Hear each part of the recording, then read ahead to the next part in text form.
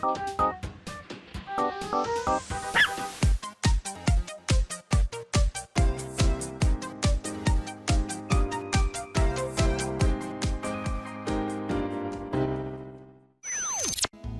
everyone, welcome back to another episode of Last Window, The Secret of Cape West. Thanks for tuning in. So, we just straight up told Frank we listened to his tape. We are such a bold man. Are we dumb? Are we bold? It's both. It's both. The answer's both. But anyways, we're gonna press him further about it and see if he'll eventually give in and spill information. Oh my goodness. Who is connected to this crime? It seems you've not taken my advice, Mr. Hyde, that I literally told you milliseconds ago. Spit it out. Goodness sake. Take a look at this photograph. It makes me laugh. It's a picture of a funeral. Yes, the funeral of one of the people who found Kathy McGrath's body. So it's either the brother or the husband of Marie. Oh my gosh. I received the funeral photo. Do we gotta keep it? If you look really carefully, there's someone in the picture I'm sure you'll recognize. Who? I wanna see. Mr. Hyde, I am forced to stop you interfering any further. What are you gonna do? What are you gonna do, old man? I'm just kidding. There's plenty of things you could do to me. Therefore, I'd appreciate it if you could avoid hindering me. I can help you. Do not obstruct my investigations any further. And stay away from the people you see in this picture. The more you tell me to do that, the more I am definitely going to do it. Don't you know? Don't you know how things work, man? Wait, but he's gonna just let us keep the photo? Okay. I'll take a long, hard look at the picture. Just one more thing I need to ask you, Mr. Raver. We are pushing our luck, buddy! And that is? What can you tell me about Condor? You mean to say you don't know what Condor is? Is that not the jewel thief ring? That's what I thought it was this whole time, and they put it in the newspaper, but was I connecting the wrong things together? I wouldn't be asking if I did. I shall repeat what I just said. Leave my investigations alone. That's all I have to say.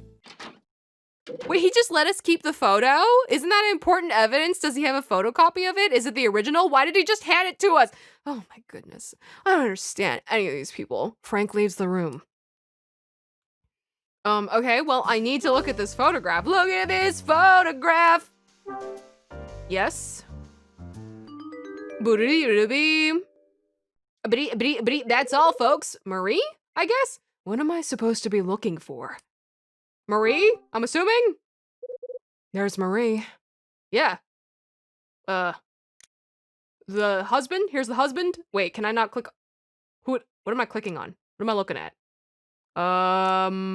This child. These small children. This one looks horrifying. Look at that. The name of grave. A creepy person in the background, hiding behind the trees. Will it Oh, who dat? Hold on. Oh, zoom, enhance. Zoom and enhance. Closer. Rex?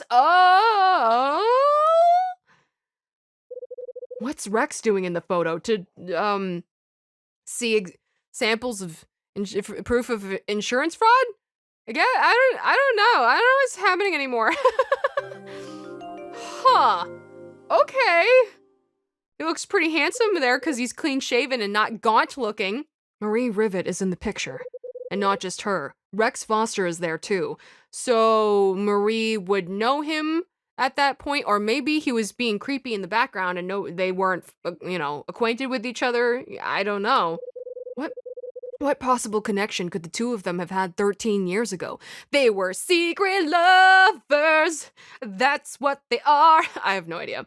7 p.m. It's time to go check underneath the table, right? Oh boy. Things are moving so quickly. Look at that thinking pose, the thinker. I slump myself onto my ancient sofa and drift off into my thoughts. An unsolved case. What do I hope to reveal by looking into such an old case? 7 o'clock already? I'd better make a move. Wouldn't want to miss my chance for some more info. Who is it? Why don't we just do a stakeout and wait for them? Both by the mail lockers, you know, the restaurant tables. I feel like there were so many chances that we can do a stakeout to see who is leaving us these mysterious notes. Huh? Is it Tony? The door of room 203 is open. I can hear somebody's voice from inside. I know that voice. That dress looked good on you, says somebody. I had a great time yesterday, Betty and Tony. After the voices stop, somebody leaves the room. I'll see you soon. Oh no. Wait, whoa, wait, whoa, whoa, whoa, whoa, whoa, whoa, whoa, whoa. Whoa. Whoa, what is going? I'm sorry, why? Is Rex like putting on the moves because he's like, hey, I'm gonna get in good with like one of the residents here so that I can have some sweet insider info about Marie? What the heck is going? As I said in the last episode to Frank, you are the last person I was expecting. Okay, I just need a moment to compose myself. All right, let's continue. What? I'll wait at the same shop as before. Bye. Betty, what is you doing, honey? Oh, honey, no. Hey, Betty.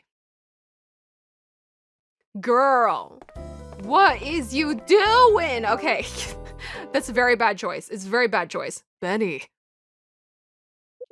Oh, hello, Mr. Hyde. What's up? Have you got a moment? What can I do for you? I'm a little curious about the guy who left your room just now. Oh, you saw, did you? Yeah? His name's Rex. Do you know him? I mean, they were saying like they had a great time. It sounds like a date, but maybe it isn't. Maybe it was a business-related thing. What's your connection with him, Betty? Connection? Are you and he an item or something? Mr. Hyde, I don't want to be rude, but you're beginning to sound like my dad. Her dad? But anyway, Rex is a regular customer at my shop. You sell clothes? Jewelry? Clothes? We've been out for dinner more times than I can remember, and sometimes go drinking too.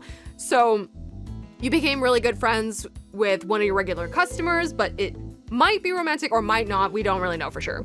And recently we decided, we decided to make a go of it and become a couple. Don't take this the wrong way, but do you know what kind of guy he is, Betty? He's not exactly the... Are you going to tell me he's dangerous? Actually, I was. You don't have to worry about me, Mr. Hyde. I know how to choose my men. Rex has a strong personality, isn't afraid to spend his cash, and knows how to treat a lady. He may be a bit rough around the edges, but he's lonely and a sucker for the soft touch. Trust me, Mr. Hyde, I know what I'm getting myself into. I could wrap him around my little finger, but there's no way he could do the same. That's comforting. What does that mean? Lonely and a sucker for the soft touch, eh? Doesn't that describe you, Betty? We about to throw down a fight. Oh my God, Kyle, that burn. Holy moly. Brutal, savage. I'm going back to my room. Looks like it's 1-0. 1-0, Hyde Betty. Oh my God. Oh my God, these interactions are like blowing my mind. What is going on? Suddenly there's so much drama. Oh my God. Benny finishes talking and does just that. What's that rat up to this time? I mean, if he's been a regular for a long time, is he just that into his work where he will dedicate a lot of time to like an undercover, you know, investigation or something where you like pretend to be another person, you live a whole nother life? Like, is he that dedicated to insurance fraud claims that he would do that? To get in good with somebody here? But why Betty of all people? Or is it legitimately they're actually trying to form a true relationship? Because if that's the case, I will support them, but I don't know, the way Rex handles things, I don't like it. I feel like he's just not a pleasant guy. He's really sketchy. I don't know, man. Oh. Okay, anyways. Time for me to check out table B. Hello, Claire. Whoa. Hey, music's different? Is it because it's nighttime? I don't know that we've been in here much at nighttime.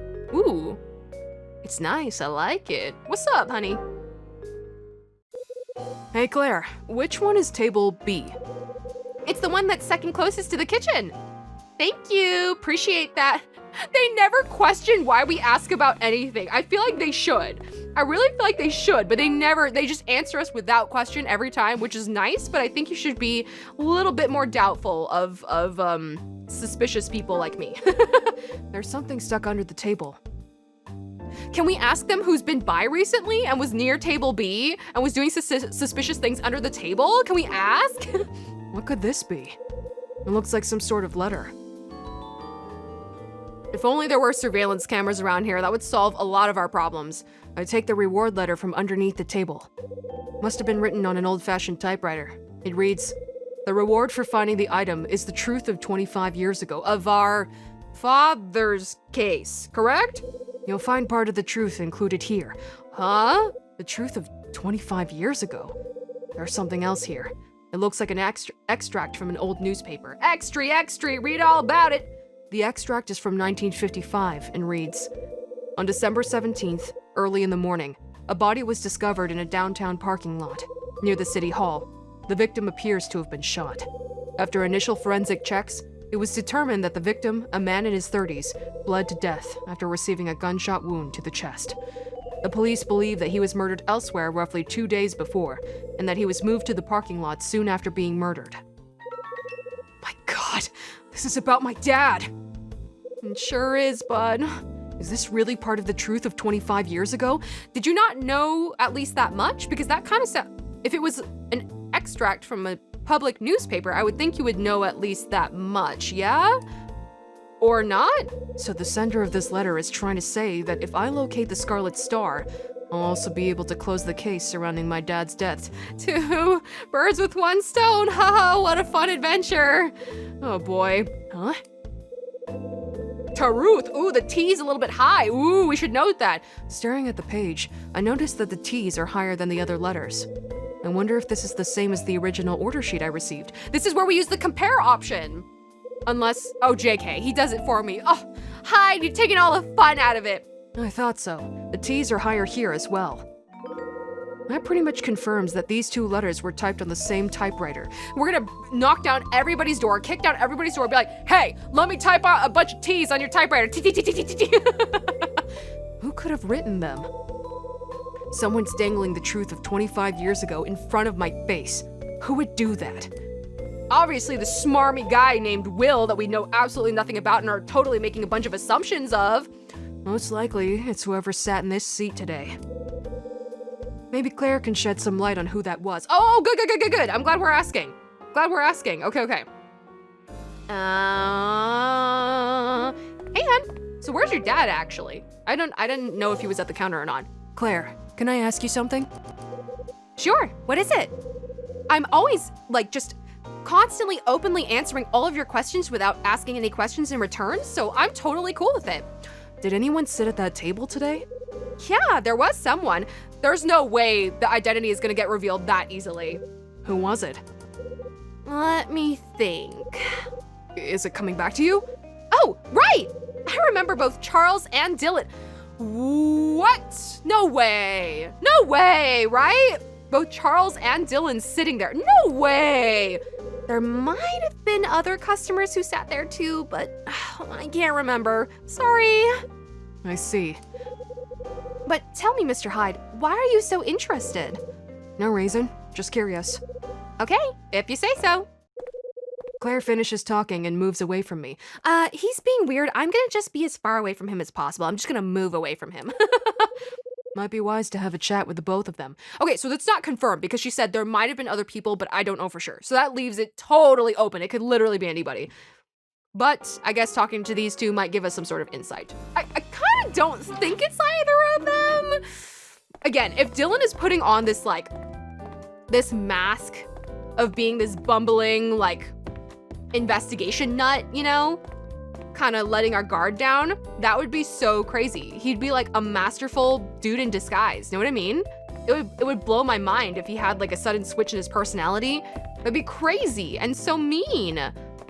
305 was Charles? I don't remember who 306 was. Hello? It's you, right? Sorry I pissed you off that one time. I'm really sorry about that. Have you got a moment? Oh, Mr. Hyde, it's you. I'm sorry about before, Charles. It's interesting that that carries over. I kind of wonder if I had made the other choice, if it was also gonna give me an unfavorable response, so that it would have carried over onto here. I'm not really sure, so I find that interesting. You were a little out of order, but I'm not angry anymore. Let's just forget about it. Thank you. That's very kind of you. I must go now, Mr. Hyde. Just a minute. What is it? I'm sorry, kid. I've got something I want to ask you. It's not about foisting items onto you this time, I promise. Did they come to the cafe? I like how general it is. It's also a white question box instead of yellow, which is interesting. Did you take a trip to the cafe today? Yes, I did. And did you sit at table B near the counter? Yes, but why are you asking me about where I sat? So, was it you, Charles? We're just gonna accuse him, oh my god! Did you stick the envelope to the underside of the table? I have no idea what you're talking about, Mr. Hyde. Please, explain yourself. So, you really have no idea? Please, Mr. Hyde, do you have a reason to doubt what I'm telling you? I just wanted to ask.